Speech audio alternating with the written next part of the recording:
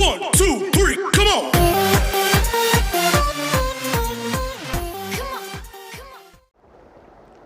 Good morning. देखो basic अपना हो चुका है। मैंने प्रीवियस लेक्चर में 4-5 लेक्चर जो सेंड किया था आप लोगों को, उसमें मैंने आपको पूरा बेसिक पढ़ा दिया है। बेसिक में भी सिर्फ और सिर्फ कमीशन बचा है। कमीशन की एंट्री कितने टाइप की होती है उसकी एंट्री तो मैंने आपको बता दिया है। वो कमीशन की एंट्री जैसे जैसे प्रॉब्लम आएगा वैसे वैसे मैं आपको कमीशन बता दूंगा। वैसे जो पहला क्वेश्चन है उसमें आपका दिया है कमीशन, तो मैं वहाँ पे आपको बता दूंगा कि कमीशन कैसे निकाला जाता है। ठीक है, अभी उसके बाद जो मैंने बेसिक पढ़ाया था वो बेसिक आप एक बार पढ़ लीजिए, क्योंकि अगर से आपको बेसिक नहीं आएगा, मतलब जो एंट्री मैंने आपको स्टार्टिंग में समझाया था वो आपने लेक्चर नहीं देखा तो क्वेश्चन नहीं समझ में आएगा। तो आज से अपन स्टार्ट करने वाले बेटा क्वेश्चन, है ना।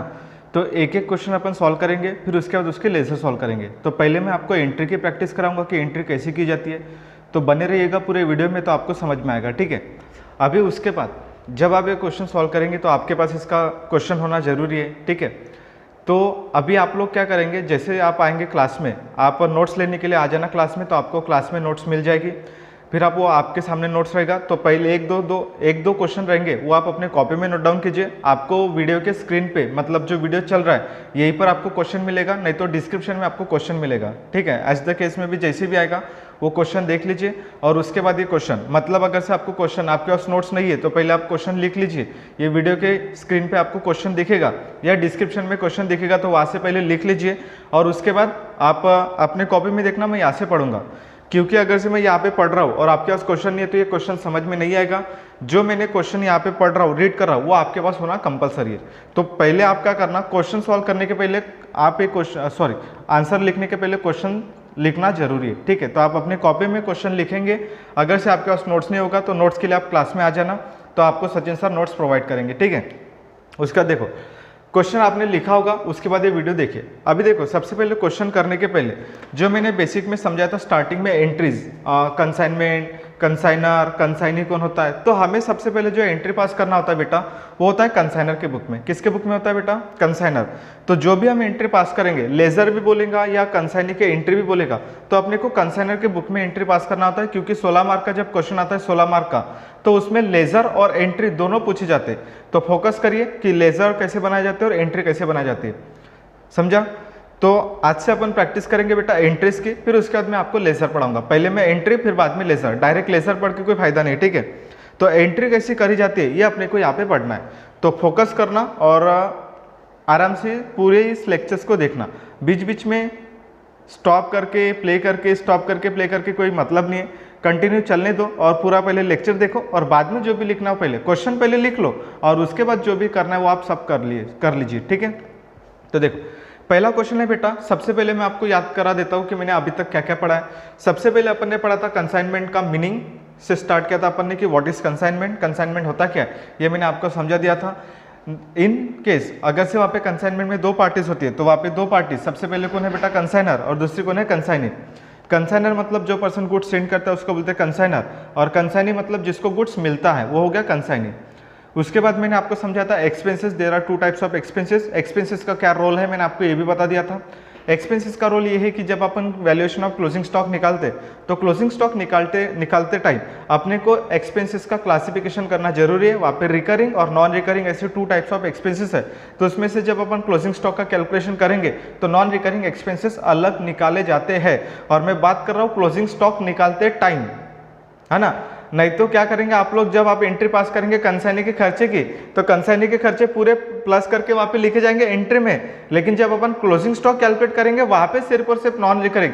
यहाँ पे मैं बात कर रहा हूँ क्लोजिंग स्टॉक की, तो क्लोजिंग स्टॉक में नॉन रिकरिंग लिए जाते, बाकी जब आप एंट्री पास करेंगे तो एंट्री में पूरे खर्चे लिए जाते। आर यू अंडरस्टैंड बेटा? हाँ, तो देखिए उसके बाद अपन ने पढ़ा था क्लोजिंग स्टॉक, एबनॉर्मल लॉस, ये सब कैलकुलेशन अपन ने पढ़ के रखे। अभी इसका जैसे जैसे वर्किंग आएगा तो वैसे वैसे आपको समझ में आएगा। एक बार में नहीं समझ में आता है तो इसको अभी फोकस कीजिए। आपके कॉपी में क्वेश्चन लिखा होना चाहिए, तभी जी आपके क्वेश्चन आपको समझेगा। तो देखिए सबसे पहला क्वेश्चन है बेटा, मैं पढ़ रहा हूँ, आप अपने कॉपी में ध्यान दीजिए और मेरी आवाज आपको आ रही होगी। तो देखिए सबसे पहला क्वेश्चन है फ्लावर एंड कंपनी दिल्ली। तो फ्लावर एंड कंपनी दिल्ली है, तो यहाँ पे मैं लिखता हूँ फ्लावर एंड कंपनी। एक सेकेंड रुक जाओ बस।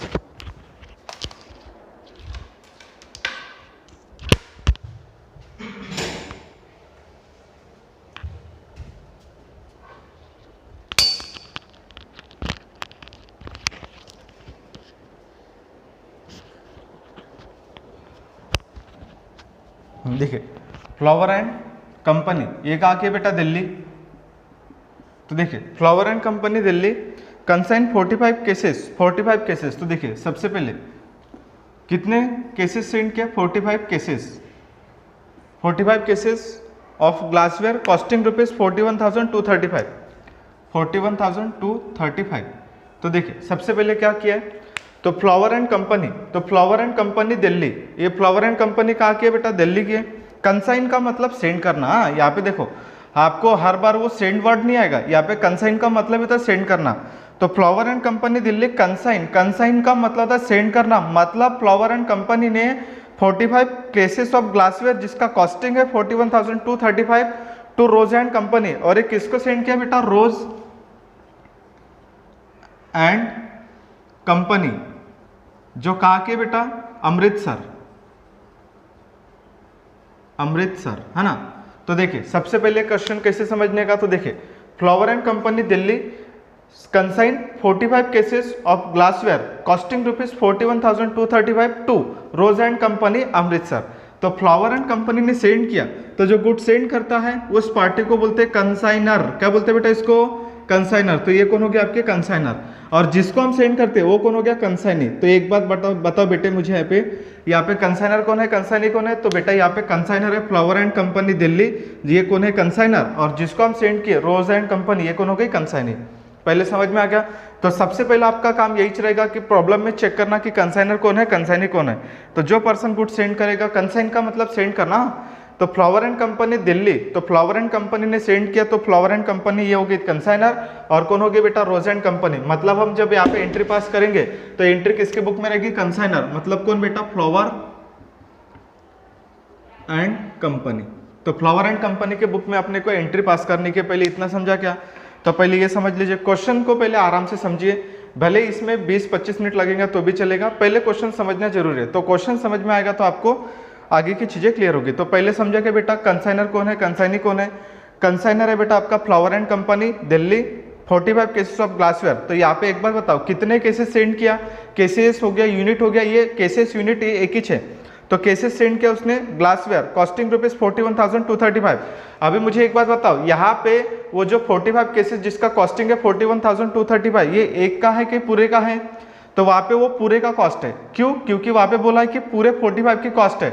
ऐसा बोला है कि वहां पे ईच यूनिट, मतलब एक यूनिट की कॉस्ट ऐसा दिया है क्या? नहीं दिया है। मतलब अगर से आपको पर यूनिट या ईच यूनिट जब तक नहीं बोलता तब तक वो यूनिट की कॉस्ट नहीं, मतलब पूरे यूनिट की कॉस्ट है। इसका मतलब जो 41,235 है ये पूरे के पूरे यूनिट की कॉस्ट है, मतलब 45 की जो कॉस्ट है 41,235 है। समझ में आ गया बेटा ये? तो ये कॉस्टिंग अपने को कैसे निकालते हैं अपन देखेंगे। तो देखो सबसे पहले समझ में आ गया। तो पहली एंट्री होगी बेटा गुड सेंड करने की। कंसाइनर के बुक में कहाँ से स्टार्ट होता है? तो सबसे पहले स्टार्ट होता है गुड सेंड का, क्योंकि कंसाइनमेंट शुरू होगा द मूवमेंट। कहाँ से स्टार्ट होगा बेटा? मूवमेंट, जहाँ से गुड्स क्या करेगा? कंसाइनर सेंड करेगा। तो इनिशियल मूवमेंट कहाँ से शुरू हो रहा है? कंसाइनर जब गुड सेंड कर रहा है तो मूवमेंट शुरू हो रहा है। तो जहाँ से मूवमेंट शुरू हो रहा है तो कंसाइनर गुड सेंड कर रहा है, मूवमेंट है। तो पहली एंट्री होगी गुड सेंड करने की। गुड सेंड करने की एंट्री होती है कंसाइनमेंट अकाउंट डेबिट। आपको बोर्ड का नहीं दिख रहा होगा तो जो मैं बोल रहा हूँ वो आप सुनिए और उसको लिखिए। समझा कि मैंने क्या बोला? इनकेस अगर से जिसको भी बोर्ड का नहीं दिख रहा होगा या प्रॉब्लम आ रही होगी, अभी मेरी राइटिंग ऐसी है मैं इसको सुधार नहीं सकता अभी फिलहाल तो, ठीक है। तो कंसाइनर जो आपको नहीं दिख रहा होगा तो जो मैं बोल रहा हूँ उसे वो आप सुनिए और लिखे वहाँ पे। तो क्या है बेटा? Consignment account debit to good send on consignment account credit. Narration आएगा बिंग गुड सेंड, आएगा बेटा ऐसा पहला नरेशन। तो आएगा पहला। तो देखिए सबसे पहले एंट्री होगी consignment account debit to good send on consignment account credit. तो कंसाइनमेंट के डेबिट में, सॉरी वो लेजर तो बाद में बताएंगे। कंसाइनमेंट अकाउंट डेबिट पहली एंट्री होती है गुड सेंड करने की। गुड्स जा रही है तो गुड्स जा रही है तो इसलिए क्या करेंगे? Good send on consignment account credit. Amount है 41,235, 41,235, ये पहली एंट्री। समझा क्या बेटा? ये बिकॉज जो 41,235 है पूरे की कॉस्ट है, इसलिए हमने पूरे के पूरे इसका काम लगा दिया। आगे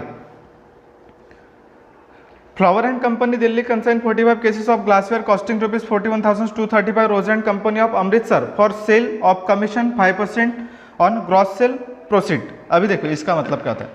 देखो मैंने आपको स्टार्टिंग में जब कंसाइनमेंट का मीनिंग समझा था तो आप एक बात समझा था कि जब भी दो पार्टी साथ में कंसाइनमेंट का एग्रीमेंट करती है, यानी कंसाइनर जब कंसाइनी को गुड सेंड करता है तो कंसाइनी जब वो एग्रीमेंट करता है, तो कंसाइनमेंट एग्रीमेंट जब होता है तो कमीशन बेसिस पे होता है, क्योंकि जो एजेंट है या जो कंसाइनी वो फ्री में काम नहीं करता है।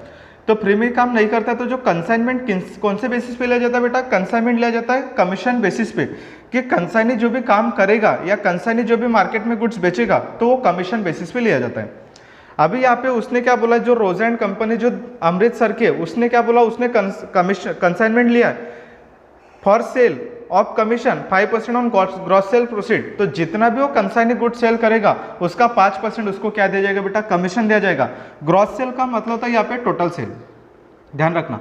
ग्रॉस सेल का मतलब क्या होता है? टोटल सेल, मतलब जितना भी वो सेल होगा उसका 5% कमीशन देना पड़ेगा। किसको बेटा? उस कंसाइनी को देना पड़ेगा जिसने काम किया है। मतलब रोज एंड कंपनी यहाँ पे कंसाइनी है तो कंसाइनी को 5% कमीशन देना पड़ेगा।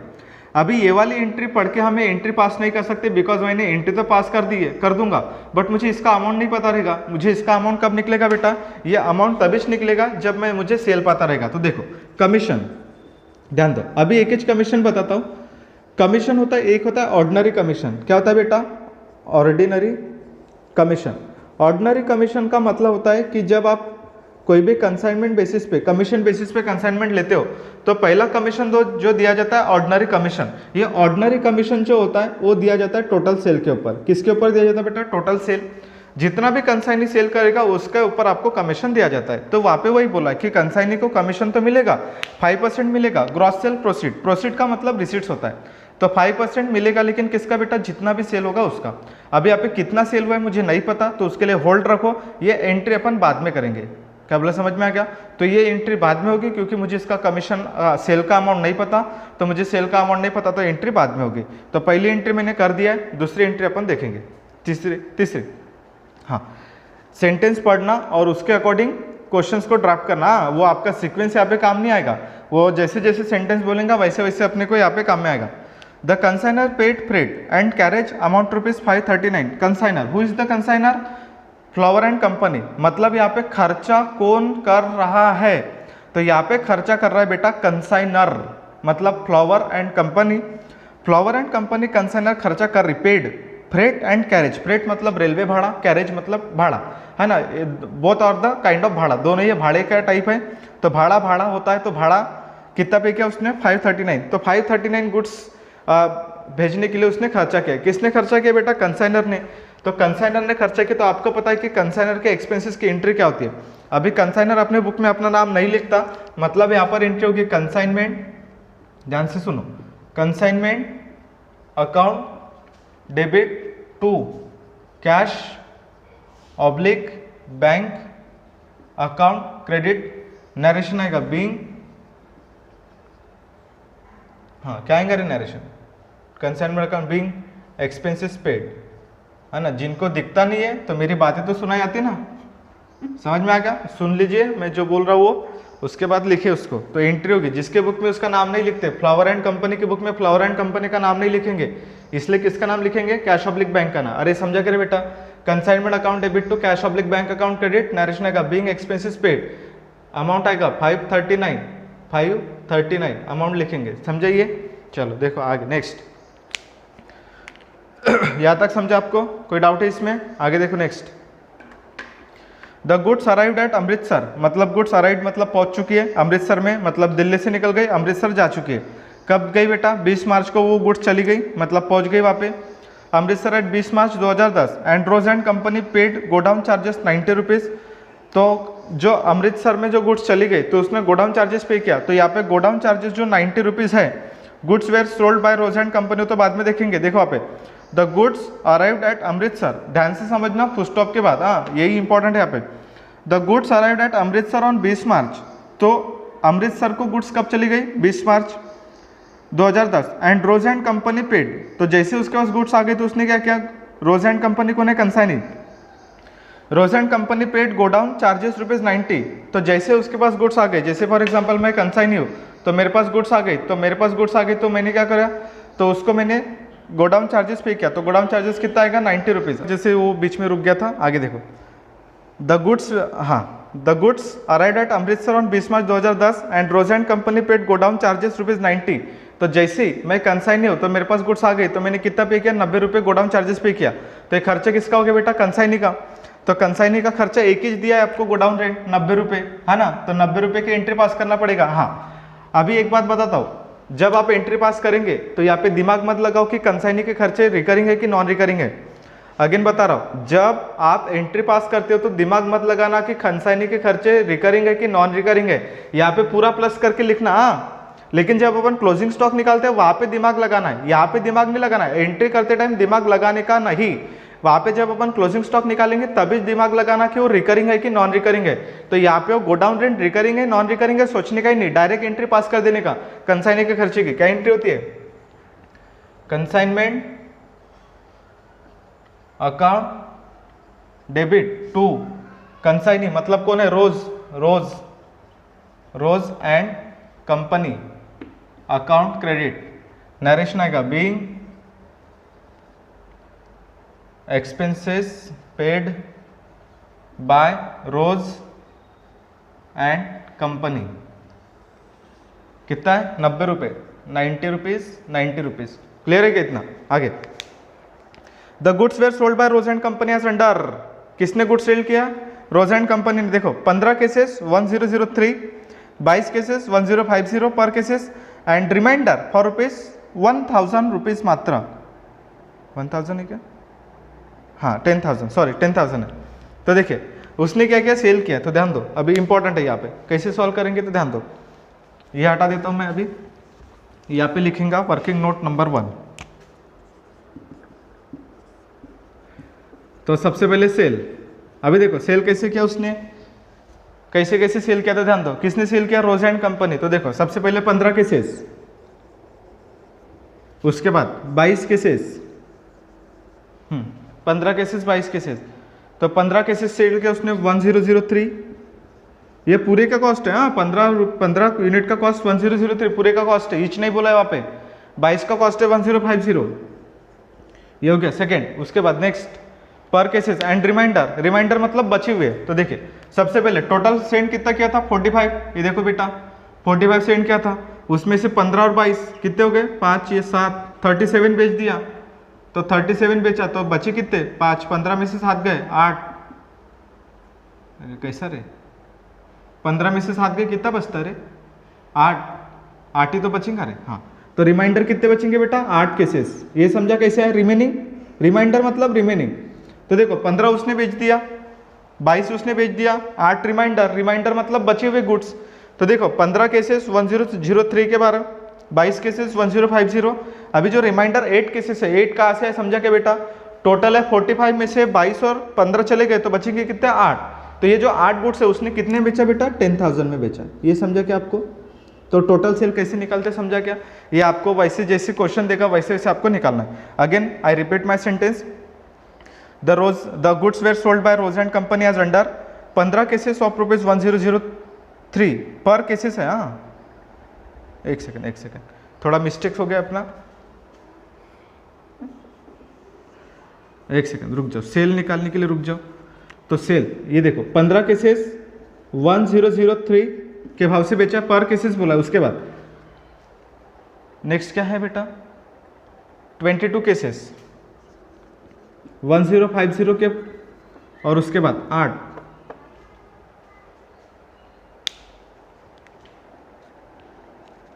एक सेकेंड होल्ड करो, क्वेश्चन में थोड़ा फॉल्ट दिख रहा है मेरे को।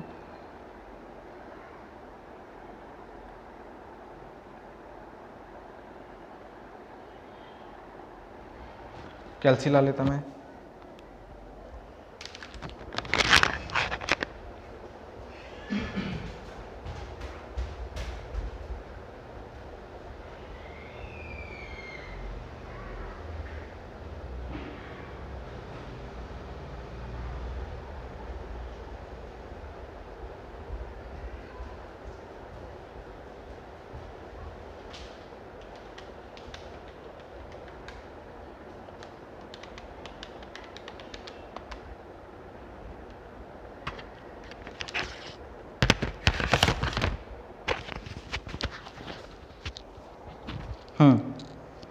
चलो देखो अभी यहाँ पे उसने सेल कैसे किया तो ध्यान दो।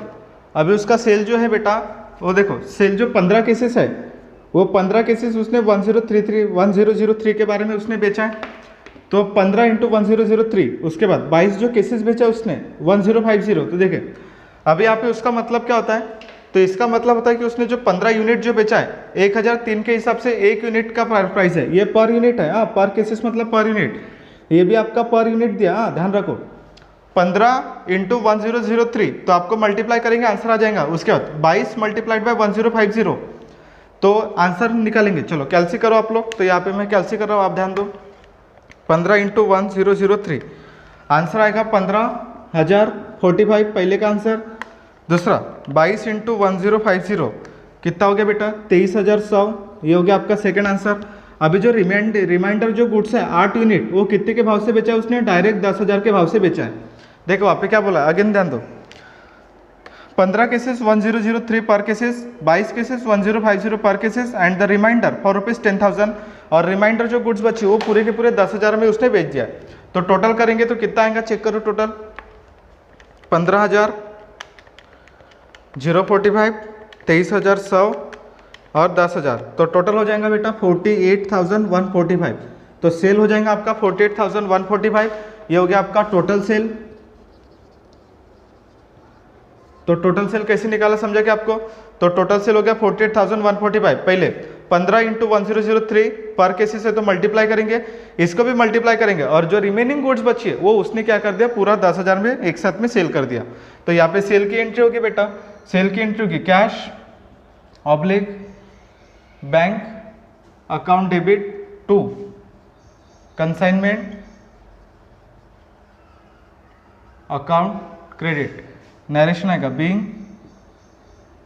गुड्स सोल्ड, है ना। अमाउंट कितना आएगा 48,145, 48,145। हाँ चलो देखो अभी सेल आ चुका है, तो जैसे सेल निकल गया तो उसके बाद आपको कमीशन की एंट्री पास करना पड़ेगा, जो अपन सेकंड नंबर पे एंट्री छोड़ के रखे थे।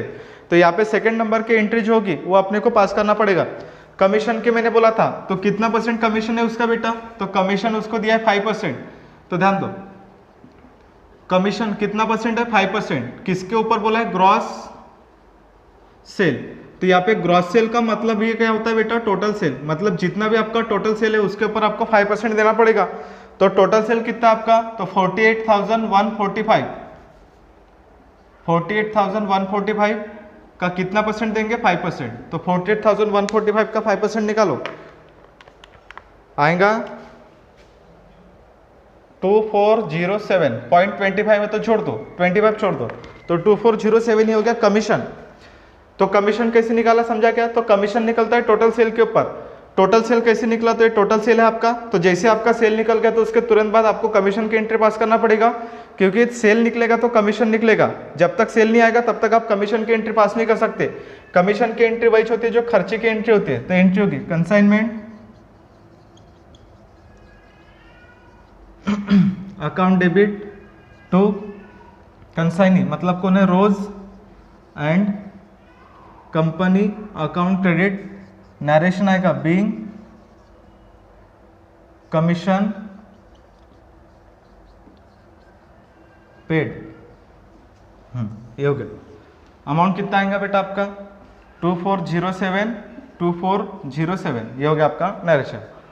उसके बाद अमाउंट, उसके बाद देखिए next, Rose and Company sent a draft ₹10,000 to Flower and Company on account. तो देखिए Rose and Company draft send किया, कितने का बेटा, 10,000 का। ड्राफ्ट मतलब एडवांस। तो किसने सेंड किया, रोज एंड कंपनी। तो देखो रोज एंड कंपनी ने 10,000 का ड्राफ्ट सेंड किया। अभी देखो यहाँ पे ड्राफ्ट मतलब होता है बैंक ड्राफ्ट होता है, चेक होता है, बिल होता है। अभी यहाँ पे ड्राफ्ट का मतलब है चेक, है ना। अभी किसने सेंड किया, रोज एंड कंपनी ने। किसको सेंड किया बेटा, फ्लावर एंड कंपनी। कितने का सेंड किया, 10,000 का। तो मैंने बोला था देखो अभी कौन सेंड कर रहा है, कंसाइनी कंसाइनर को सेंड कर रहा है। तो जब भी कंसाइनी कंसाइनर को कोई भी अमाउंट, ड्राफ्ट हो गया, अमाउंट हो गया, चेक हो गया, बिल हो गया, अगर से सेंड करेगा तो उसको बोलते बेटा एडवांसेस रिसीव्ड। मतलब यहाँ पे कंसाइनी को एडवांस मिल रहा है। अभी एडवांस ड्राफ्ट के थ्रू मिल रहा है, मतलब चेक के थ्रू मिल रहा है, मतलब पैसा किस में आएगा बेटा, डायरेक्टली बैंक में आएगा। बिल के थ्रू आ रहा है क्या, नहीं। तो देखो वापस से समझो, रोज एंड कंपनी ने क्या किया, किसने किया बेटा, रोज एंड कंपनी ने कितने का ड्राफ्ट सेंड किया, 10,000। किसको सेंड किया, फ्लावर एंड कंपनी को। तो रोज एंड कंपनी सेंड कर रही है 10,000 रुपए का ड्राफ्ट फ्लावर एंड कंपनी को। It means flower and Company को पैसा मिल रहा है, मतलब फ्लावर एंड कंपनी के बुक में हमें एंट्री पास करना है। तो मैंने एडवांस इसकी एंट्री बताया था, cash oblique bank account debit, bill receivable account debit to consignee account credit. तो बेटा यहाँ पे ड्राफ्ट मिल रहा है मतलब बैंक में पैसा आ रहा है, तो बैंक में पैसा आ रहा है तो हम एंट्री लिखेंगे cash oblique bank bill receivable नहीं। यहाँ पे बिल के थ्रू पैसा नहीं आ रहा है, यहाँ पे किसके थ्रू आ रहा है बेटा, कैश के थ्रू आ रहा है, मतलब बैंक के थ्रू आ रहा है। तो हम एंट्री करेंगे cash oblique bank account debit, cash oblique bank account debit to bank मतलब Rose and company account credit, narration आएगा being advance received, being advance received. Amount आएगा बेटा 10,000 और यहाँ पर भी आएगा 10,000। क्लियर इतना? तो ये हो गया बेटा आपकी एंट्री। उसके बाद देखो next, Rose and company forward and account sale together with the bill of exchange for the balance. अब ये बैलेंस कैसे निकलता है? तो देखो Rose and company forward account sale मतलब टोटल जितना भी उसका अकाउंट सेल का मतलब क्या होता है, उसका बिल ऑफ एक्सचेंज का बैलेंस कैसे निकलते हैं। ये बैलेंस वगैरह निकालने का काम तभी चाहेगा जब अपन लेजर बनाएंगे। मतलब इसके पार्ट वाला जो लास्ट वाली लाइन है वो लेजर में समझेगी जब अपन लेजर बनाएंगे। तो लेजर में जो कंसाइनी का जो बैलेंस रहेगा वो किसके थ्रू आएगा, बिल ऑफ एक्सचेंज के थ्रू। तो कंसाइनी का जब अपन लेजर बनाएंगे तब अपने को पता चलेगा ये वाली, मतलब इसके लास्ट वाली लाइन तभी समझेगी जब अपन लेजर बनाएंगे। अभी जब अपन कल इसके लेजर बनाएंगे तब इसके बाद बारे में डिस्कशन करेंगे, अभी उसके बारे में डिस्कशन करने की रिक्वायरमेंट नहीं है। जहाँ तक मुझे समझाना था मैंने समझा दिया है, आप भी उसको एक बार अच्छे से देखिए और उसको खुद से ट्राई कीजिए। मैंने एंट्री समझा दिया कि एंट्री कैसे पास होती है। ये बेसिक क्वेश्चन है, पहला क्वेश्चन है, ठीक है। जितना समझ में आता है उतना कैप्चर कर लीजिए। हो सकता है कहीं पर डाउट आए या नहीं समझा होगा तो डोंट वरी बेटा, पहला क्वेश्चन है। ऐसे अपने को 30 से 40 क्वेश्चन 45 क्वेश्चन करने, तो 45 क्वेश्चन तक आते आते वो समझ जाएगा। समझ में आ गया बेटा ये? मैं पहले स्टार्टिंग के 10 प्रॉब्लम करके दूंगा, फिर आपको भी होमवर्क देते जाऊंगा। समझाइए? तो इसको ट्राई कीजिए तो आपको समझ में आएगा। खुद से करने की ट्राई कीजिए, एंट्री याद कीजिए, बेसिक याद कीजिए। जो मैंने समझा है वो अच्छे से पढ़ लीजिए, क्योंकि आने वाला है क्वेश्चंस थोड़े हार्ड रहेंगे। मैं आपको अभी से बता रहा हूँ कि जैसे फॉर एग्जांपल इनवॉइस प्राइस आया, सेलिंग प्राइस आया, तो इसमें थोड़े दिमाग ज़्यादा लगता है। तो दिमाग लगाने के लिए पहले बेसिक वाले प्रॉब्लम अच्छे से आना चाहिए, तब जाके आप प्रॉब्लम में आगे जाके दिमाग लगा सकते हो। समझ में आया बेटा ये? तो इतना कर लीजिए, फिर अपन मिलते हैं नेक्स्ट लेक्चर में। तब तक के लिए गुड बाय, टेक केयर।